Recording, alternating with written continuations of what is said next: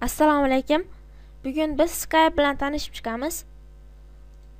Mana Skype ga kirganda shunday varaq ochiladi. Endi bu yerda masalan bironta odamni tanlab, o'sha odamga telefon qilmoqchi bo'lsak, agar ko'rishib gaplashmoqchi bo'lsak, video звонок deganiga bosamiz. Agar oddiy gaplashmoqchi bo'lsak, позвонить deganiga bosamiz.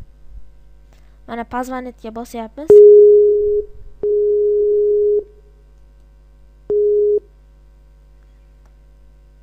Mana Skype'da gaplashayotganda shunday holat bo'ladi. Endi masalan mikrofonimizni o'chirib qo'ymoqchi bo'lsak, mana bu knopkaga ezamiz. Men o'chirib qo'ydim mikrofonimni.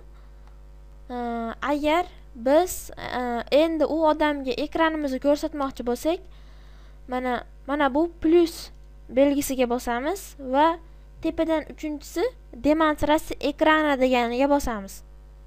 Keyin nachatni bosamiz. Mana u odam hozir biz ekranimizni ko'rib turibdi. Endi agarda biz ekranimizni o'chirmoqchi bo'lsak, mana остановить показ deganiga bosamiz. Mana endi masalan bu odamga fayl jo'natmoqchi bo'lsak, mana bu belgiga bosamiz. Keyin kichiragandan keyin masalan xohlagan faylimizni ushab turib bitta ushaganimizdan keyin mana bu chatni tepasiga olib kelib turib qo'yib yuboramiz. Mana jo'naydi. Mana hali u odam qabul qilmagan bo'lsa, manaqa belgi aylanib turadi. Mana hozir qabul qilyapti. Mana qabul qilayotganda mana bu ko'k belgi to'lishni boshlaydi. Mana endi qabul qilib bo'ldi. Endi fayl jo'natildi degan yozuv chiqyapti. Mana masalan biz chat yozmoqchi bo'lsak, mana pastidan mayatga chat yozib,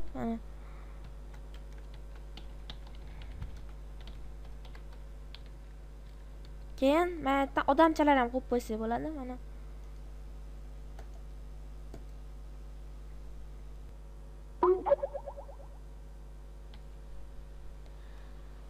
Mana endi u odam ham bizga fayl jo'natdi. Endi buni saqlab olishlik uchun mana сохранить как degan knopkaga bosamiz, OK ni bosamiz.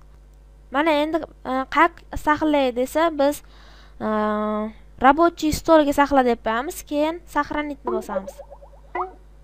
Mana bizda to'ldi.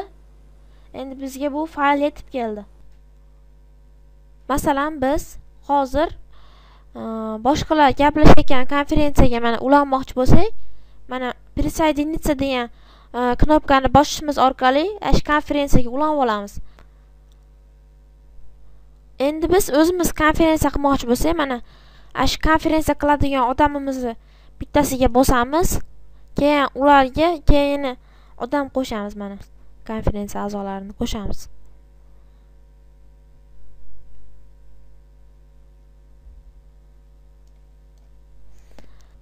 Keyin звонок группе degan knopkani bosishimiz orqali o'zimiz konferensiya qila olamiz. Masalan, biz endi bitta gruppa создавать qilmoqchi bo'lsak, unda gruppa создавать qilishlik uchun mana shu odamlarni hozir qilganimizdek mana odamlarni qo'shib olamiz. Keyin сохранить группу в список контактов yozib turib, gruppani nomini yozamiz.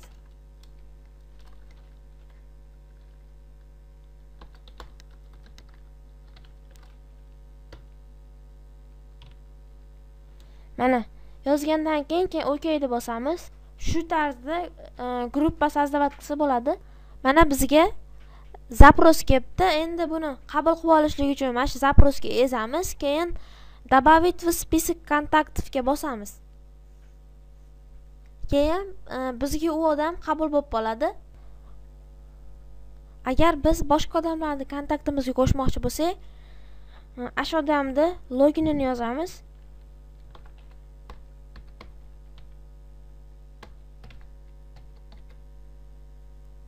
Keyin найти пользователь bosamiz. keyin mana Skype'lar chiqadi.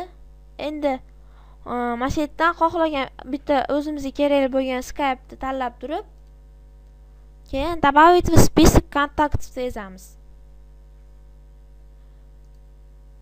Shu holda odam qo'shiladi. Bugun men sizlarga shularni yetkazmoqchi edim. E'tiboringiz uchun katta rahmat.